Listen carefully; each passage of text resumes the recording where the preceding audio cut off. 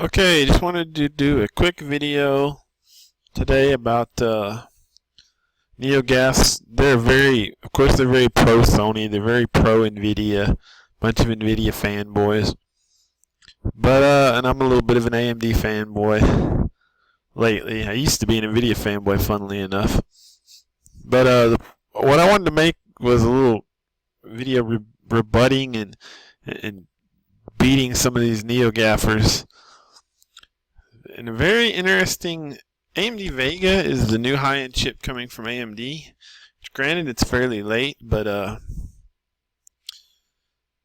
I was pretty disappointed in it because the rumors were all that it had 4096 SPs, compute units, whatever they're calling them. That's the same as the R9 Fury X from the previous generation had. So I'm thinking, and all the NeoGAFs got a little thread about it. The talk had been, oh, it's going to compete with the 1080. It's not going to compete with the 1080. They're all terrified that it might beat, compete with Nvidia's fastest card. So yeah, so they've been downplaying it. Oh, it's going to compete with the 1070. It's going to compete. No. I mean, I had been thinking, like, man, 4096 CUs. Like, what was AMD thinking? Not making a more powerful card there. But today, we got some very interesting info, which was that according to this particular site here, Vega was cited, and it has a 16 gigabytes. That's more than Nvidia's best card, and a 1600 megahertz boost clock.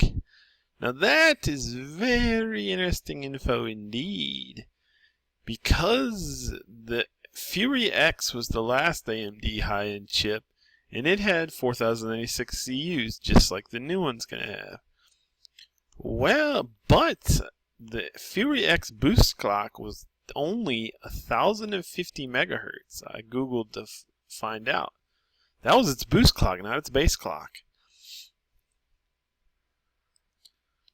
And granted, there could be overclocked third-party versions and all that business, but we're just assuming here is this reference clock versus reference clock, as it surely is.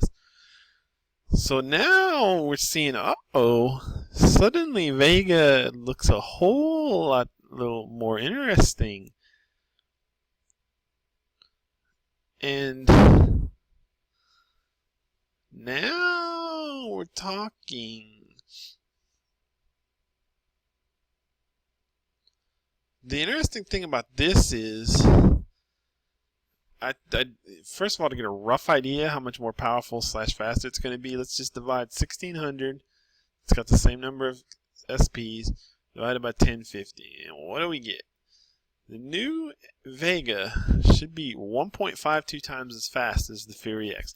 Now, there's a bazillion caveats in there. And it's hard to hit theoreticals a lot of times. Like if a card has exactly 1.5 times the resources of another, it's not always 1.5 times faster. But we're talking about GPUs, which are highly parallel, so a lot of times they can be. And you don't necessarily know if TMUs, texture address units, and ROPs and all those things scale at the same ratio. But let's assume they do. For one thing, clocks. If you're just looking at a straight clock boost, it could have the same texture address units, it could have the same ROPs as Fury X. Everything's going to scale 1.52 times because it's just based on clock. So you don't have to have more of them even. So let's just assume this thing is 1.52 times as fast as Fury X. So I quickly wanted to Google some Fury X versus 1080 Ti benchmarks. NeoGAF won't be too happy with these. First thing I noticed is that a lot of reviews don't even include the Fury X in there. Like, it's hard to find a review that includes a Fury X and a 1080 Ti. Because since, AMD didn't really have a new high-end card or something. I mean, I guess if you went back to probably the 1070 and 1080 reviews, they would include it versus the Fury X. But the 1080 Ti, a lot of them just included the other Nvidia high-end cards, and they didn't even bother with the Fury X. Kind of baloney, but my point was, it wasn't the easiest thing to Google a review that was just Fury X versus 1080 Ti, or at least included both of them in the benchmarks. But I did find one pretty quick. I didn't search too hard or anything, don't get me wrong. And this particular site reviewed the 1080 Ti. This came up with just a Google 1080 Ti versus Fury X. And what it showed here, that a 16 game average, which I kind of think is a nice way to do it. And then if you look, it breaks down each, there's ashes and singular areas, but it breaks down each game. But the 16 game average, I thought this was a very simple and cool way to do it, actually. 16 game average right here. And if we look at the 16 game average right here, we can see that the Fury, here we get 1080p, medium, average, minimum, blah, blah, blah. 1080p average, minimum, blah, blah, blah. 14, blah, blah, blah, blah, blah, blah, blah, blah. Whoa. We quickly see, let's just take the 1080p average, for instance. And if you take the 1080p average, 173.4 on the 1080 Ti, 125.8 on the Fury X, let's multiply one, get the hypothetical speed of the Vega here, 125.8 times 1.52 to get a hypothetical Vega speed. Oh, look at that, 191.216. That's more than the 173. That's not even more. It's significantly more than a 1080 Ti. What? Could GAF be shaking in their boots that the Fury X is going to beat the 1080 Ti? No. I can already feel NeoGAF fear. So that was very, very, very, very, very interesting to me. I mean, you heard it here first.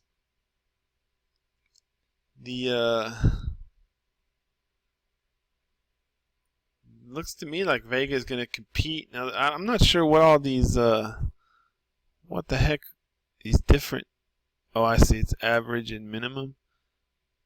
1080p, oh, that's on medium settings. Okay, let's take like, yeah, I wouldn't judge these higher end ones because the problem with them is going to be that the Fury X was probably handicapped by not having enough HBM memory because it only has 4 gigabytes. But yeah, so what this tells me is that contrary to NeoGAF's wishes and according to their greatest fears, Vega is going to compete with 1080 Ti. It's probably going to beat 1080 Ti. You think, oh, well, Titan XP. Well, I looked up a Titan XP review. It's not even faster than 1080 Ti. I mean, it's like 2% faster. In some situations, it's actually slower, but I believe it has a little faster memory. So if it's memory bandwidth bound, it can be a little faster. So Titan XP ain't going to save Nvidia. You know, if Vega's beating 1080 Ti, it's beating Titan XP. Basically. Now, this shouldn't surprise anyone because, again, although NeoGAF will never admit it and internet fanboys never admit it, AMD has been creeping closer and closer to Nvidia's fastest card with every single release of the last several generations anyway. Culminating with a lot of people didn't realize the Fury X was pretty much very close to as fast as the 980 Ti. It was closer than AMD had gotten on several generations. Every single generation, I don't remember the names of every generation of card now, but the last probably 3, 4, 5 generations, AMD's been getting closer and closer and closer, a little bit closer to Nvidia's top fastest card, with their fastest card. And as I said, that culminated with the Fury X, which again everybody ignored. The fact is, the Fury X was almost as fast as the 980 Ti, Nvidia's fastest at the time. I mean, it was within 5% or so, 5-10%. Again, nobody wanted to give it credit. It was kind of handicapped by the 4 gigabytes of HBM RAM, in my opinion. That kind of made it a non-starter because who wanted to buy a high-end card with only 4 gigabytes RAM?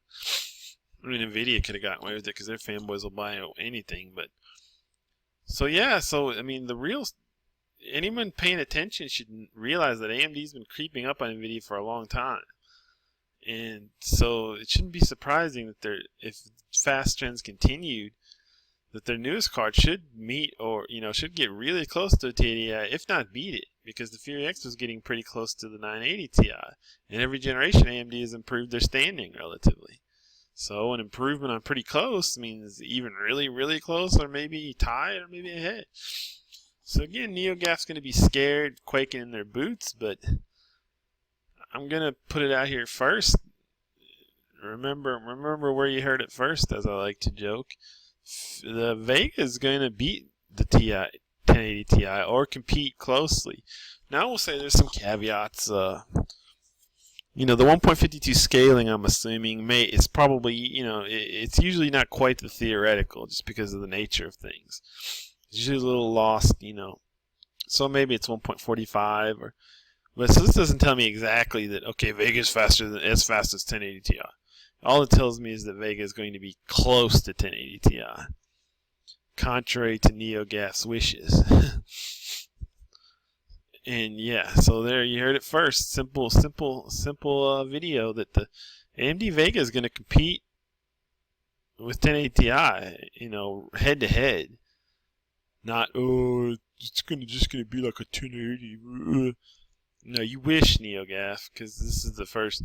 This guy does this graphics score from the time spot. He can multiply it with 1.33. He did the same thing I did basically with a little different spin, and he gets 7609. But I don't even know if that's true. I didn't look it up. But whatever the case, my figures don't back that up. You know, maybe Nvidia cheats and pays 3D Mark to make their benchmark better on Nvidia cards, or maybe this guy, you know, maybe he's thinking of super overclocked 1080 Ti's, not the reference card, and believe me, there'll be overclocked Vegas too, so that's not a fair comparison. I don't know what he's doing, but